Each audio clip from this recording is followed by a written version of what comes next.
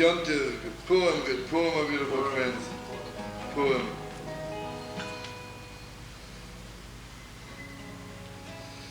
I'll tell you, let's take the most important thing in the world, peace. You know why there is no peace in the world?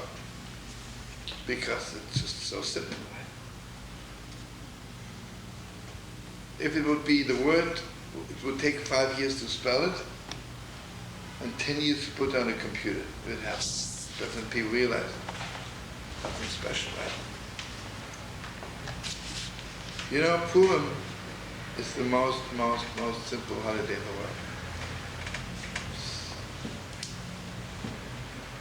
You can sell your herring, you can be on the telephone. It's like a weekday. But Gewalt is that holy. Gewalt is that holy. You see, by the world, Yom Kippur is important. You fast. And the Mamash you stand in shul all day. That they understand is holy. But you sell it with a piece of herring. With one hand. With the other hand, you make a phone call. But it just looks this way. Inside. Inside you're flying higher than heaven. Higher than heaven. That's hard for them to understand. You know, if Purim would be the law that every Jew has to give another Jew $1 million, they would talk about it all year long, right? They would make appeals in shul, gotta have money for shlachmanas. But now it's just too simple. You take a banana and a piece of cake, and you give somebody a gift. It's not important. I'll tell you something. I once heard from the old Mordechai Rebbe. He said an unbelievable Torah. He says Torah is sometimes like food and sometimes like medication or like a vitamin pill. Imagine if you would tell somebody you have to eat 20 kilo of salad. I think it's Gewalt, right? Tell me, can you take a pill? Looks too small. He says today, our age is the age of pills. But not only in medications, also in Torah. What our parents had to learn 20 years to get the salad down to their kishkas. Today the Rosh gives us a pill. I want you to do something very deep, friends.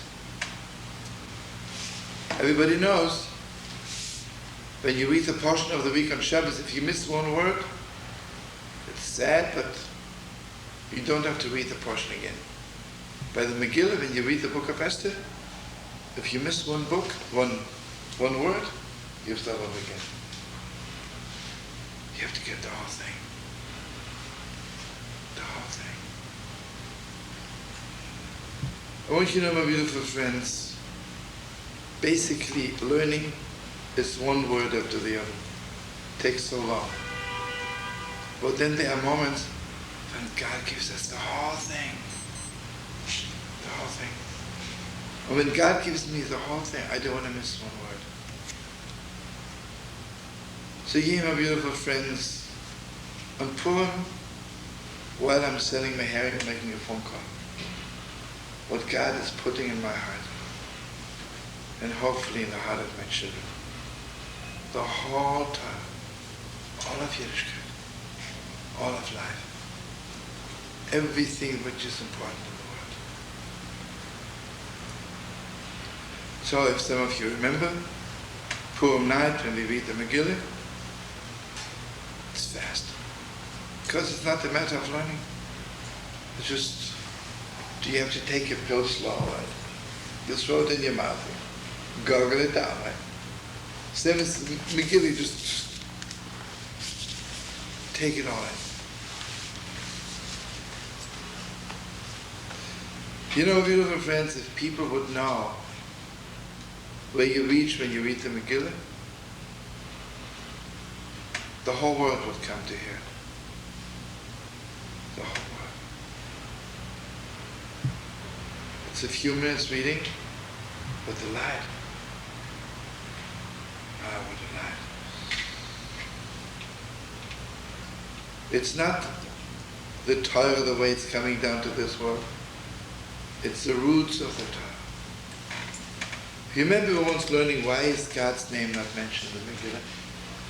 And maybe later on we'll come to it, but right now I want to share with you. Basically, God is my teacher, He's teaching me. But sad enough, I'm not aware of it, so I read God said so, God said so. When I read the Megillah, it's clear to me that God is reading it, right? God is reading me a love letter. So God doesn't have to say God. He is reading it. He is saying it.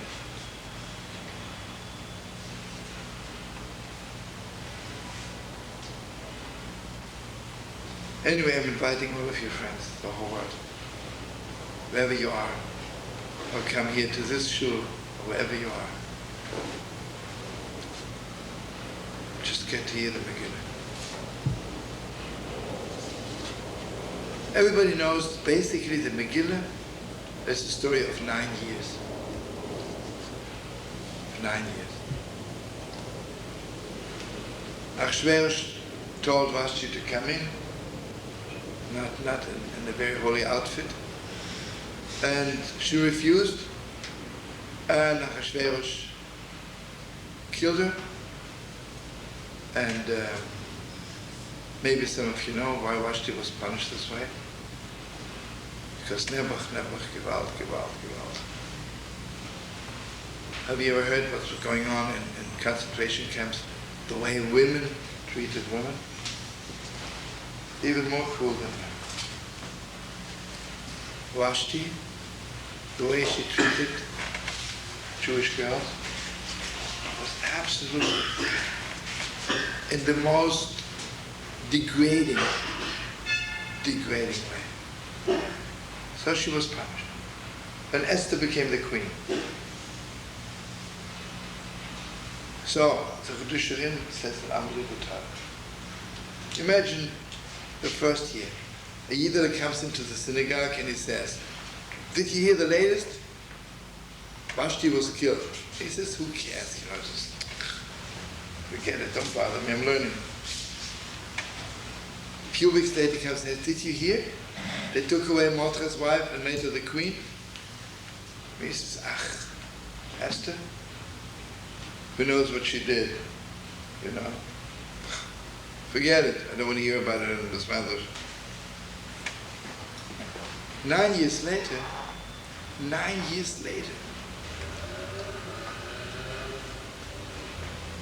Haman has this gewalt idea to kill all the Jews. 9 years later. And suddenly at the end of the Megillah, they realize that this is one story. You know what the Megillah is all about? Unless you know the whole story from beginning to end, you don't know.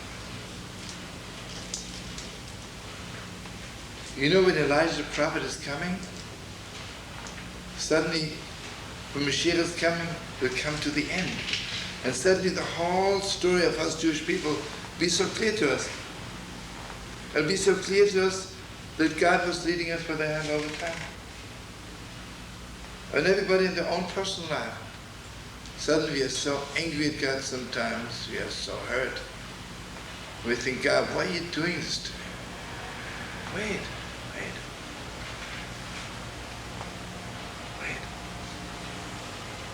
Won't it be clear to you? Gewalt. How good is to me. How God is so good to me.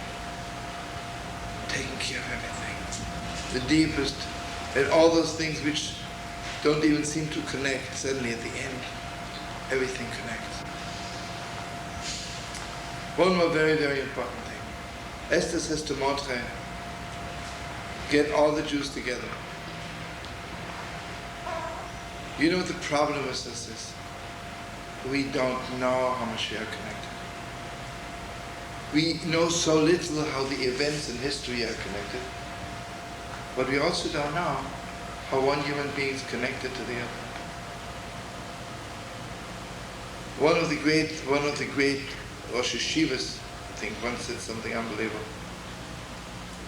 Someone told him that in Alaska, one Eskimo killed another Eskimo.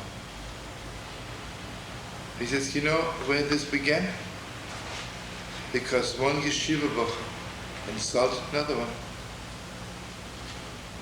The vibrations. Till it comes to Alaska, it's right. We don't know the connectedness of the world.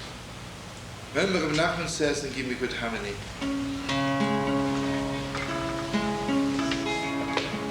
The Holy Master,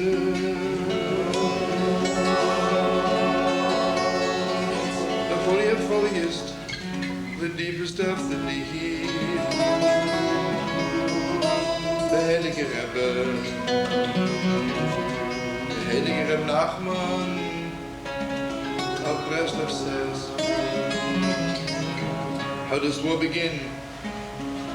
Somewhere, somewhere, somewhere, somewhere on a lonely island. There's father and mother and children. They all wake up in the morning.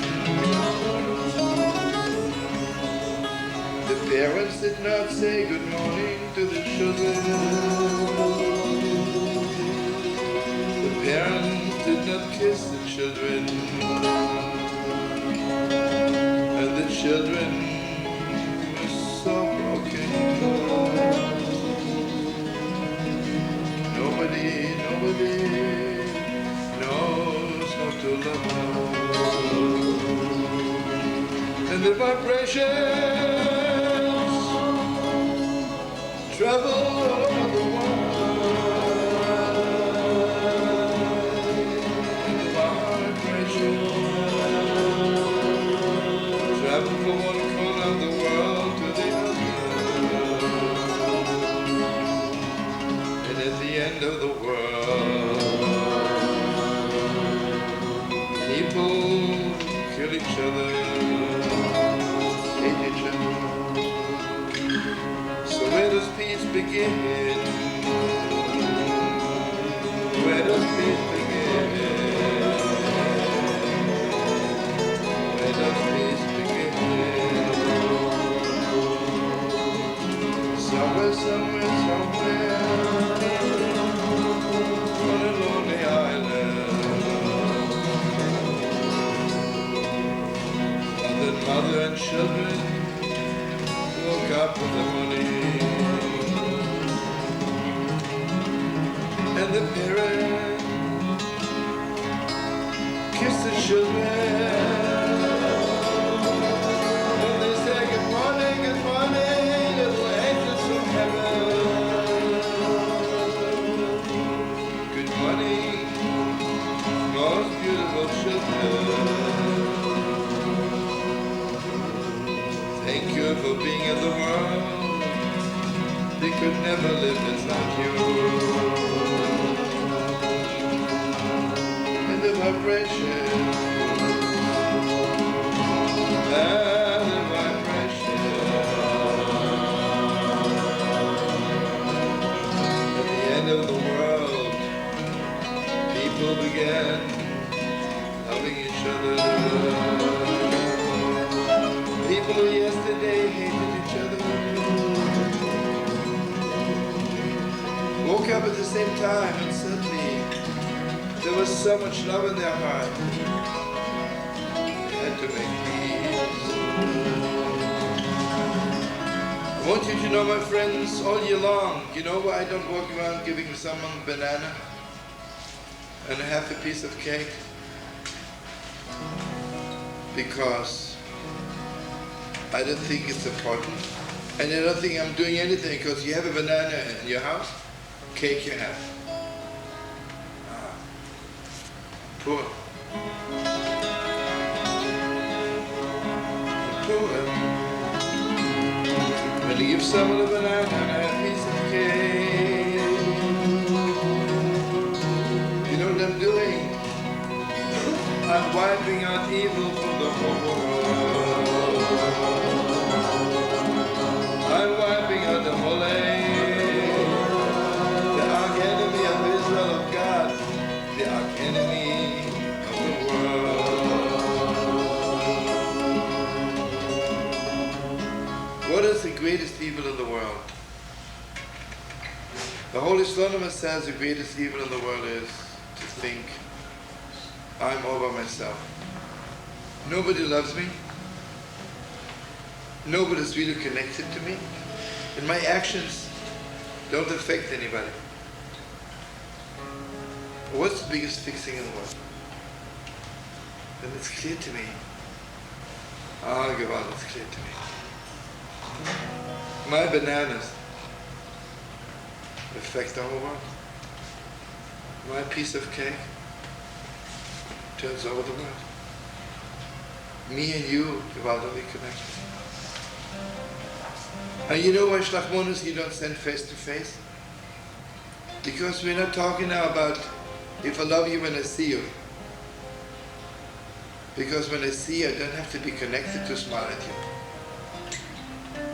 The question is, how much am I connected to you when I don't see you? Connection. You know when we say Shema Yisrael, I close my eyes. Well, you know what I'm telling God? Gewalt, am I connected to you? Gewalt, am I connected? You know when you kiss someone you love them very much, you close your eyes? You know what I'm telling you? Gewalt, am I connected? And you know children when they're born, is anybody ever more connected to parents than children when they're born? It's deeper than loving. It's deeper than anything. They keep their eyes closed. You know when a baby's born, you'll ask the mother, since when are you connected to this baby?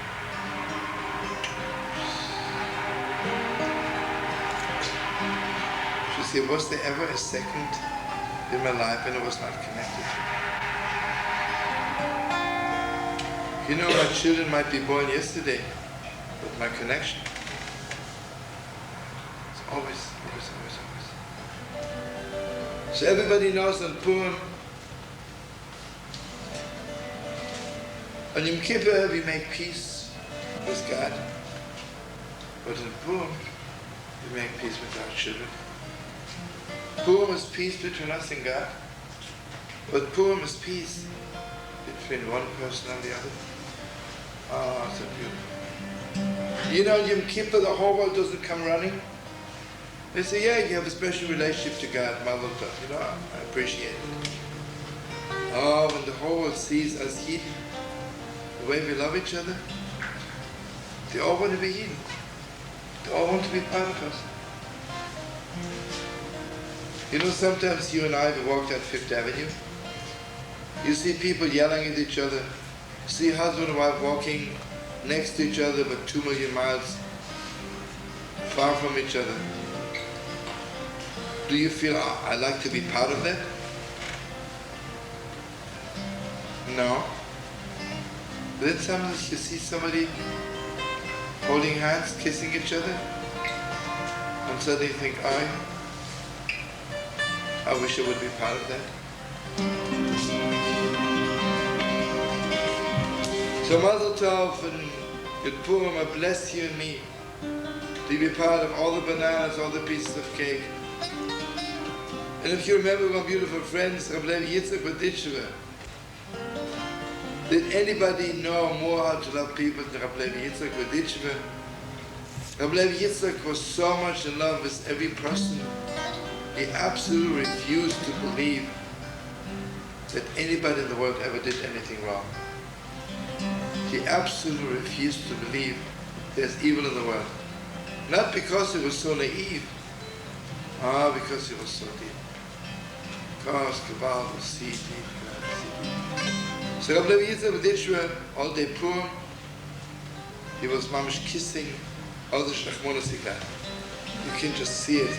The Heilige Rabbi Yitzchak sitting all day kissing all the apples, all the oranges, all the pieces of cake. But one more thing, you know what Amalek is also? You know what the greatest evil in the world is? When you take away somebody's self-confidence. You know why there's no peace in the world? Because nobody really has confidence in themselves that they can do it. We don't believe in it anymore. Amalek. Amalek. You know when you came out of Egypt, what did Amalek tell us? Yeah, you're very cute. You're free now for a few weeks. Soon you'll be slaves again. You know, I don't want to say anything in history. So many nations became free. And you know how long their freedom lasted inside? A little while. Because nobody gave them confidence. Nobody gave them confidence.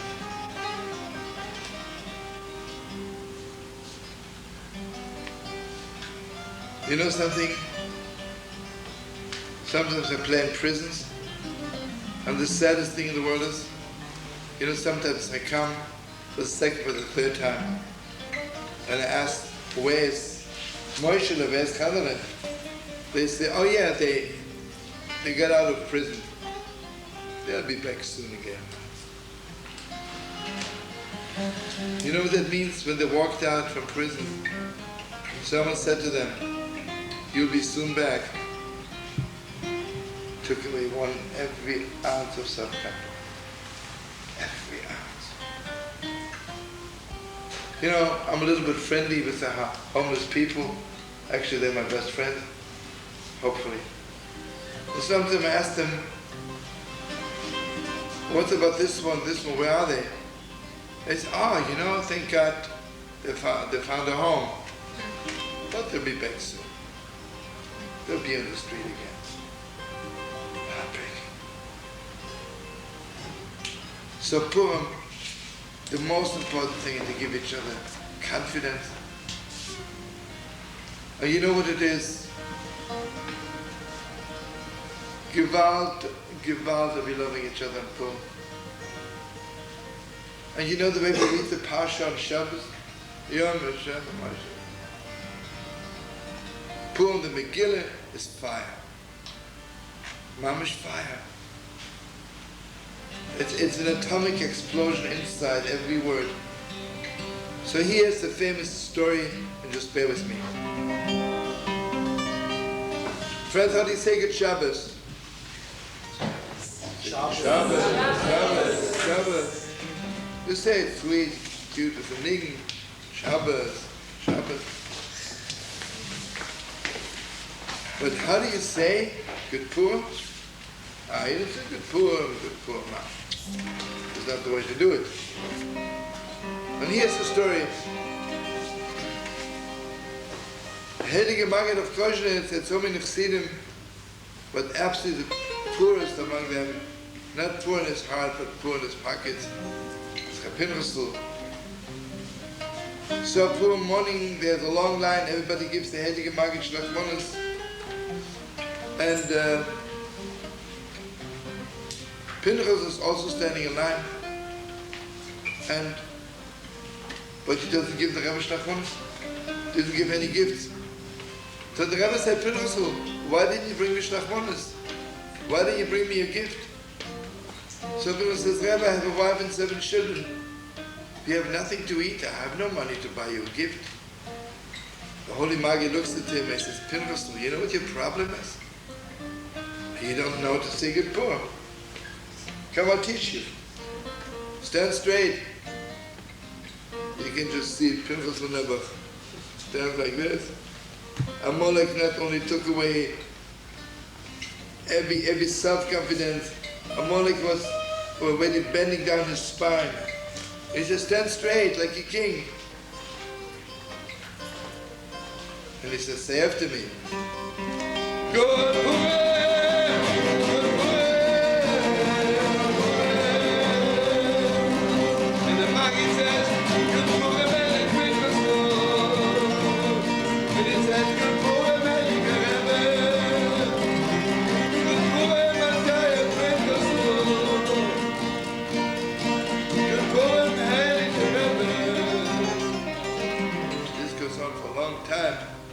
Then he says, Pinchas, okay, now that you know how to say good Purim, go out and get mishtachmanos. And you know, Pinchas, every Friday he goes to the grocery store, stands there like after an Amalek attack, and he stands there and people pass by, give him a little herring, a little challah. He's ashamed to lift up his head. This time he walks into the grocery store, they can barely recognize him, and he says, Good Purim! Good Purim!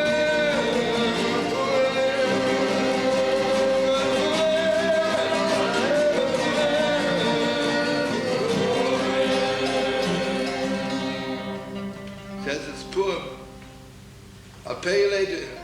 Right now I need the biggest, longest, widest, most best tasting cake and the biggest bottle of wine. And to give shlachmonos to my Heilige Rebbe. No problem. Pinchas, our best customer, how could we not? Right? He runs back to the shul, and the Heilige Maggid is standing by the door, waving at him. Pinchas yells, Good Purim, Heilige Rebbe. And the Maggid says, Good Purim, Heilige Pinchas. Finally gives him shlachmonos. And the Maggid says, Pinchas, I know how much you took out of it. I want to give you shlachmonos back. I bless you that the strength of Purim should be with you forever. Pinchas goes right back to the grocery store and he yells again, Good Purim. He says, I have a wife and 7 children. They have nothing to eat. Today is Purim. Oh, they bring the biggest box, fill it with cake, with herring, and who knows what else. And I always tell my friends, I'm sure Mordechai Nester helped him to carry it because Pinchas, who hasn't eaten since his bar mitzvah, how did he have the strength to carry so much? He passes by a store where they sell children's wear. And he walks in and he says, Good Purim! I have 7 children, they have nothing to wear. Oh, no problem, Gewalt. How old are they? What's their favorite color? What's their size? And how did they carry this one? I'm sure Elijah the prophet came to help him. Then he passes by a boutique. He says, Good Purim. I want you to know my wife was once the most beautiful woman in the world. But now she is ashamed to walk on the street. She has only rags to wear. It's Purim.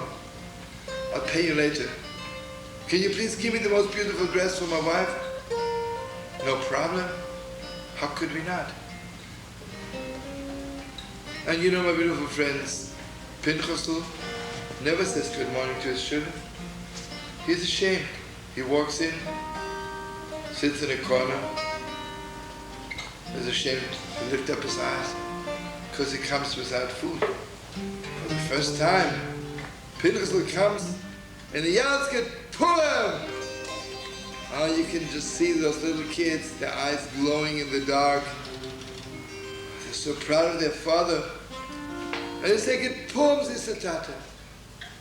Pinchas says, stand in line. I have to teach you how to say Good Purim. And he yells, Good Purim!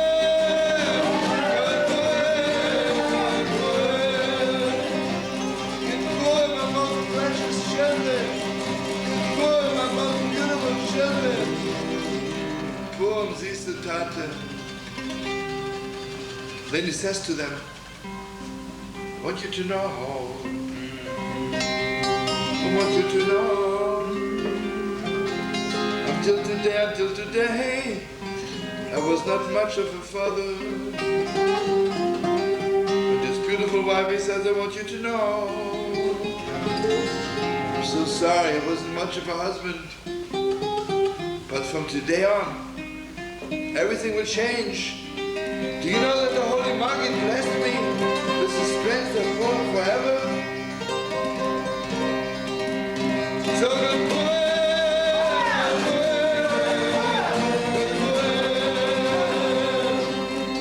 He's giving out shlachmonos to his wife, to his children, and every second they yell Good Purim to each other, Good Purim, Good Purim. And the Holy Maggid the Holy of Holiest, sitting by the feast of Purim, and suddenly says, shh. I just heard a voice in heaven. The Master of the world says to the angels, shh. I want to hear Pinchas teaches his children how to say good Purim. The next day, Pinchas walked into the office of the richest man in town, and he said, good Purim! The Holy Maggid blessed me with the strength of Purim. Please give me a loan of 10,000 rubles. I'll pay you back in 4 weeks. No problem. The fact is, an historic fact, that Pinchas became the richest Jew in Poland. And you know the three giants, the Sea of Lublin, the Maggid of Koshnitz, and the Rabbendel Rimenov. Every Shabbos where thousands of people who ate, who paid the bill. A headache Pinchas. Gewalt. What Purim can do to a person? Well, this is not the end. Approximately between 1815 and 1820, the peasants in Poland made a revolution, but sadly enough, not against the Tsar, because they decided that the Jews squeeze out their last ounce of blood. Not of the Yidden was so persecuted. But that's how the world is, even today. Anyway, there was a big gathering, thousands of peasants with weapons, with knives, with swords.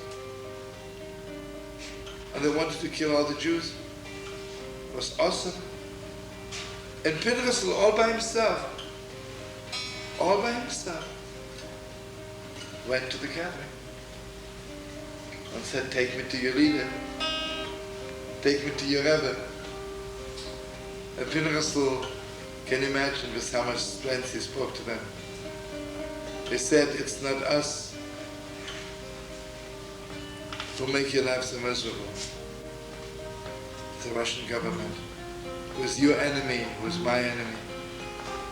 The Russian government, who has no compassion on the poor. And because of Pinchas, there was no pogrom. So anyway, good Purim! Good Purim! Good Purim! Good Purim! You know, Israel is sending to United Nations a lot of great speakers. The Gewalt of Pinchas should go to the United Nations. Pinchas has to go to Egypt. Pinchas has to go to Iraq. Pinchas has to go to Syria, and has to tell them, we are not your enemies. We are your cousins. What are you fighting us? It's crazy. It's crazy. But where do you get the Pinchas? But I want you to know, when we read the Megillah, at that moment, God gives us so much energy. And you know, when we say the word Haman in the Megillah, we give a big zets. And remember, we're learning it from Bobov, one zets. Because if you give two, that means the first didn't work, right? That means already Amalek took away your self-confidence. That's what Amalek says, you can't beat me. One time. But for real. You know, my beautiful friends, so many people walk around saying, I'm proud to be a Jew. But you know something? I don't see it. What do you mean you're proud? So therefore, what do? Therefore, you live not like a Jew, because you're so proud of being a Jew. If I'm proud of being a Jew, then I want everyone on the street to know that I'm a Jew. You know, it says, Mordechai Yehudi was one Jew in Shushan. And the Gemara says there was one Jew. Shushan was thousands of Jews. There was one Jew who had tzitzis hanging out. There was one Jew who wanted the whole world to know he's Jewish. You know, my great-great-great-great-grandfather, I told some of you, was a chassid of the Meir Shalom, and he went to Germany, and you know, on Shabbos you wear Strammel forehead, but he wore the Strammel all week long, because he was so afraid, maybe they wouldn't know that he's Jewish. So, I have to tell you something, just to mention my holy grandfather. You know, in Poland they thought the Jews in Germany lived so well. It wasn't true. It was 1840, they were just as much persecuted. He became the rabbi in this little village. Now it's called Lübeck, it's a big city, then it was Moisting, a little village in a ghetto. And suddenly the government wanted to make them pay other taxes. So he went to the mayor of the city and says, believe me, we don't have it. He says, how come you have money to invite guests for Shabbos? He says, from now on you're forbidden to invite guests on Shabbos. Never. So my holy great-great-grandfather, Sukkot's night, had 14 guests in the Sukkah. Suddenly he was surrounded by police. And because of 14 guests, they arrested all the 14 guests and my holy grandfather, and they were sitting for 14 days in prison. And there's a letter. He says it was the highest simplest Torah in the world. You know why? Because even in simplest Torah, in Mazeda was Purim Day. Gewalt was he proud to be a Jew. Gewalt was he holding on to every word of the Torah.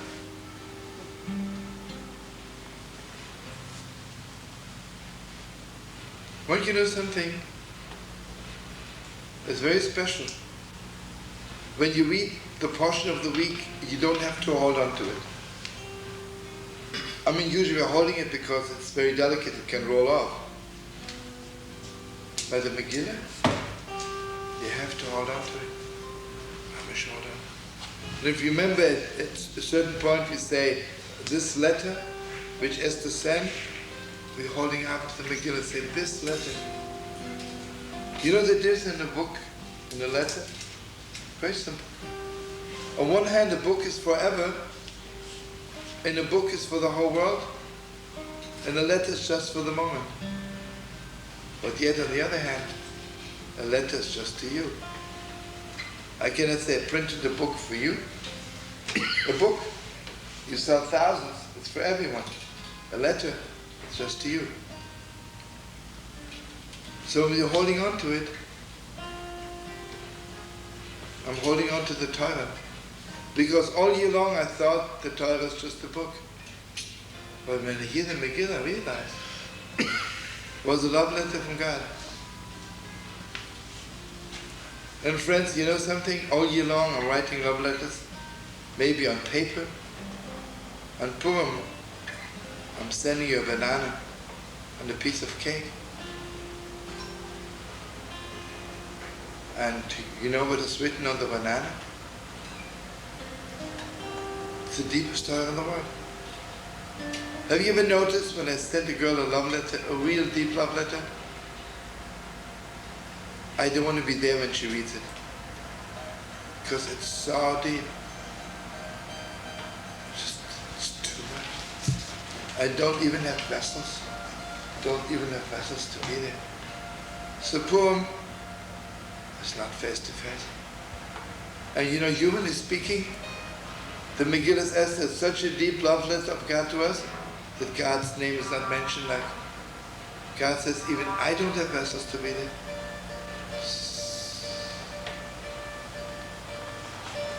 But then, you know, friends, we close our eyes. We see the Master of the world is always there. Even if it looks sometimes on the outside he's hiding. He's always, always, always there. Always, always. I want you to know one more thing. Imagine I love this girl very much and I'm sending her flowers. not face to face, right? If she doesn't know where it's coming from, then she really doesn't love me so much because she thinks, is it Moshe, is it Yaakov, is it Chaim? I don't know, right? But if she gets flowers and she says, oh, I know who it's from. All right. I want you to know when we send shlachmonos to each other, we're telling you, do you know who it's from? Do you know who it's from? Anyway. I want to bless you and me with so much shlachmonos. And please don't hesitate to kiss shlachmonos. And may it give you strength, because sadly enough there's so many parents in the world who don't kiss their children enough. Ay, ay, ay, ay, ay, ay. Ay, ay, ay.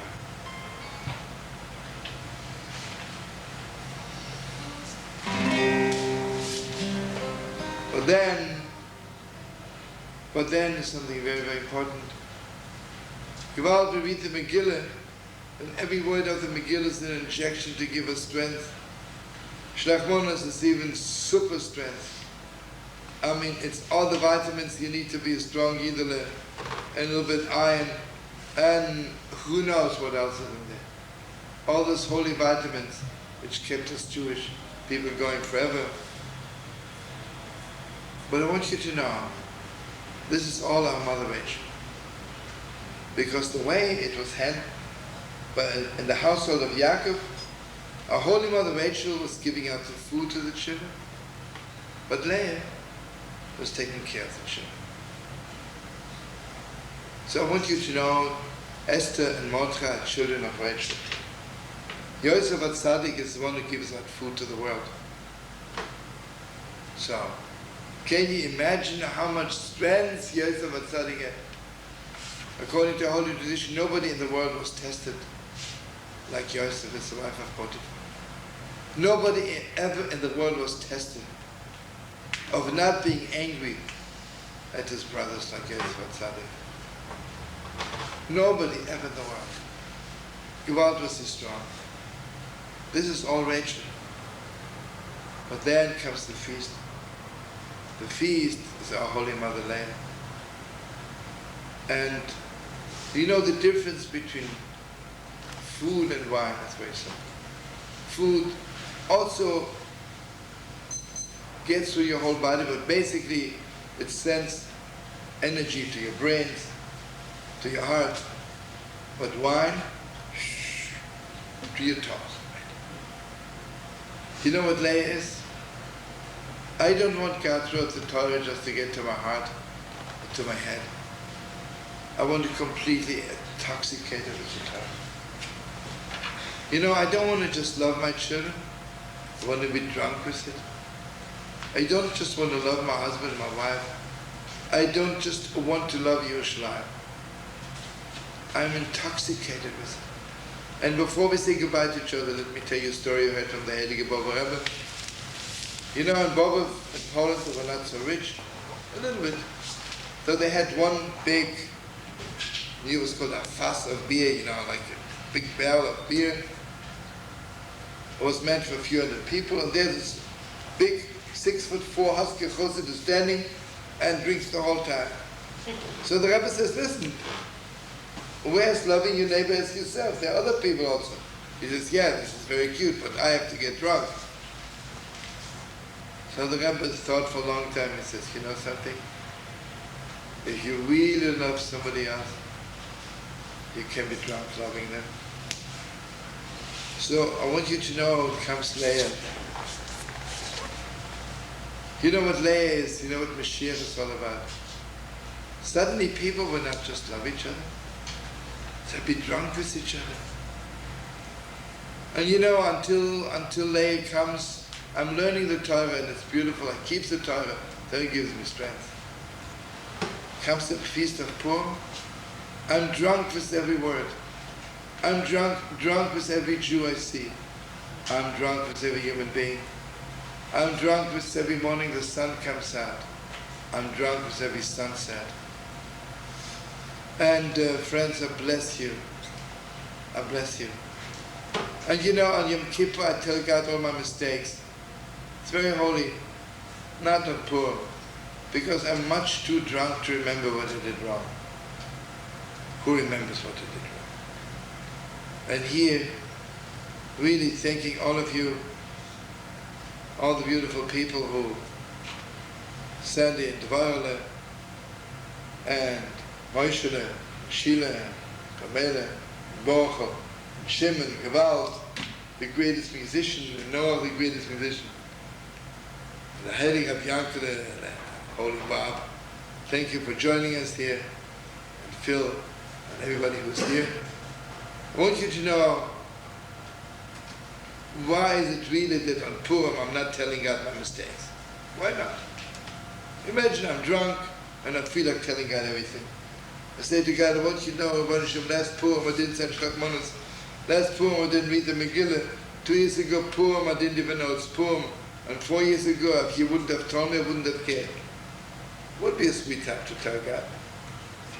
Why am I not telling it to him? Well, this is the answer. Was there anybody in the world more loving people than the Heilige Woke? Was there anybody deeper than Woke? They were really drunk, just loving each other. So the Woke had two chassidim. One was Moishele, was again so poor. Yankele was a little bit rich. Not too rich, but rich. Moishele has to marry off his daughter, he needs 2,000 rubles. He goes to Yankele, he says, Yankele, please can you give me a loan of 2,000 rubles? Eventually I'll pay it back. It's a neighbor. What should he do? He has to give it to him. Year after year after year after year, he says, hey, Moishele, you promised me to give it back, you know, I'm not that rich. 2,000 rubles means a lot to me. He says, I don't have it. One night, late at night, after midnight, and maybe it was Purim night, the Holy Woker came to visit Rabbi Moishele because his master was poor in his pocket. But he was mamish, one of the biggest chassidim. His heart was in heaven. And Rabbi Yankov looks out of the window and he sees the Heilige Rebbe goes to Moishele. Ah, this is a good time. He knocks on the door, and the Rebbe says, hey, Yankele, so glad to see you, what brings you so late at night to see your neighbor Moishele? He says, Rebbe, I don't want to say anything bad, and I don't want to put my neighbor Moishele to shame, but he owes me 2,000 rubles already for so many years, hasn't paid me back. And the Rebbe says to him, Moishele, please, we're just the three of us, so don't be ashamed. Really, whatever money you have in this house, bring it and put it on the table. No, but Moshe looks like Chometz and Pesach. He looks in all the 15 corners. He brings 57 kopekes, 57 cents on the table. And the Heilige Woker says, that is beautiful. Begins to count. 54, 55, 56, 57, keeps on counting the same pennies again. 58, 59, 60, 61. He kept on counting until he reached 100,000 rubles. It took the 57 pennies. Said to Moshe, to Yankele, here is your 2,000 rubles with interest. You see, on Yom Kippur, you're close to God, and the heavenly accountant says 10 mistakes, 10 mitzvahs, 20 mistakes, 20 mitzvahs. Try to balance it off, balance it out, but they're counting like straight. On Purim, when we all are drunk, God says, once in your life you put on film, I'm going to count it now for 16 or 13 times. Go out, you did all the mitzvahs, then God counts it more. How many letters are in the Torah? 600,000 letters. He said, Gewalt. Every time you put on film is for one letter of the Torah. He says, Gewalt, you're the biggest tzaddik in the world.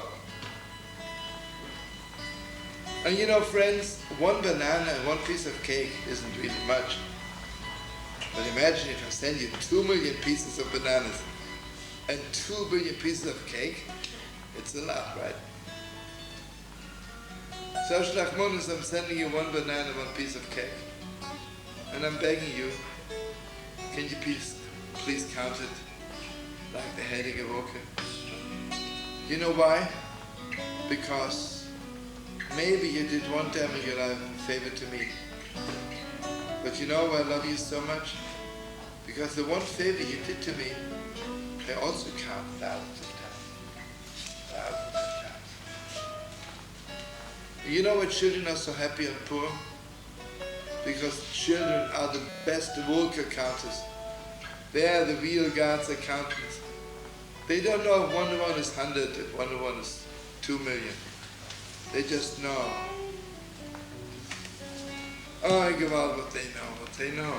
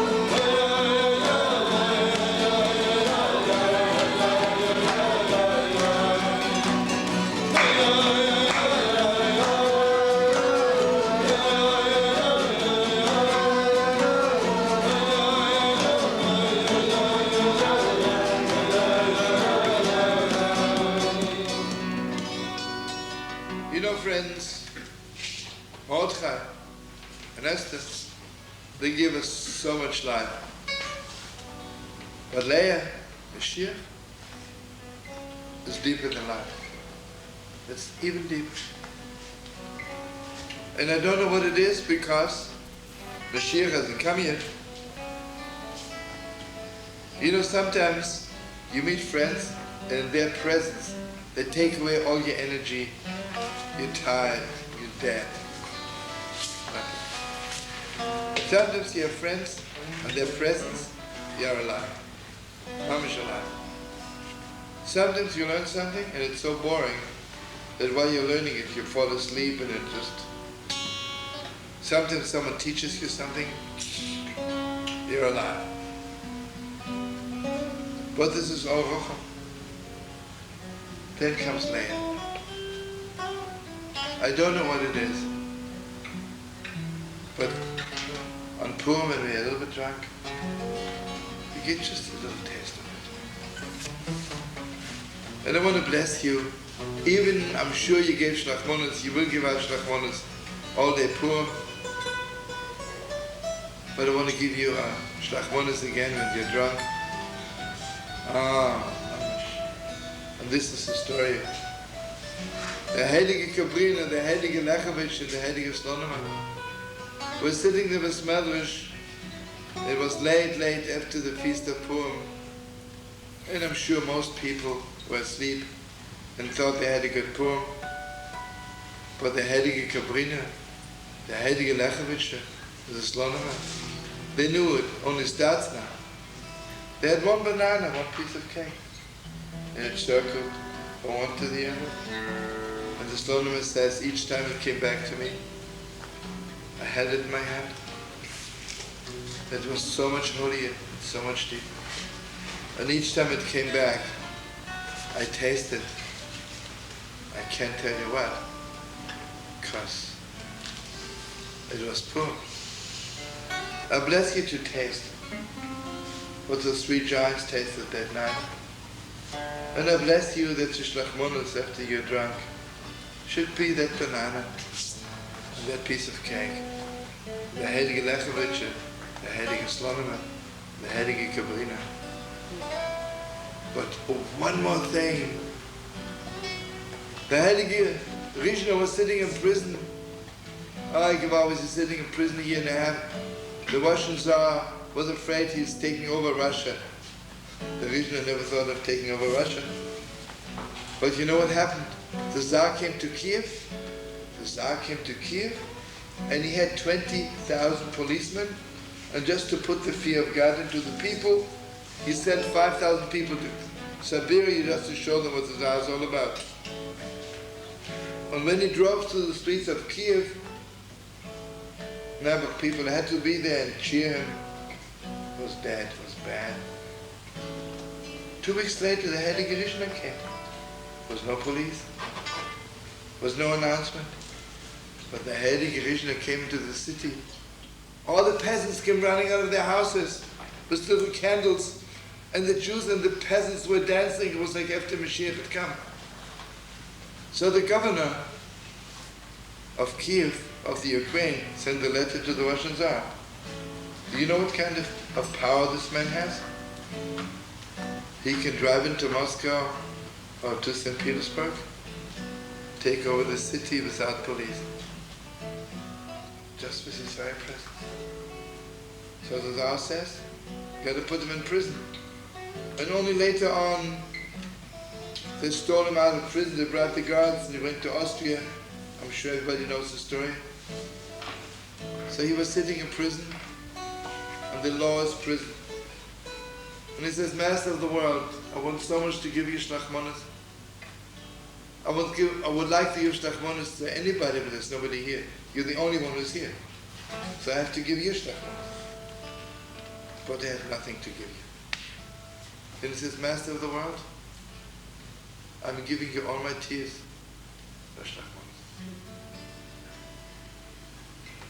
Then it says, Master of the world, I'm giving you the tears of all of Israel. Well, then it said, Master of the world, you have to give me back shlachmonos. I'm begging you, give us back all the joy from heaven. Tears we had enough. Give us back joy. Let it be, let it be.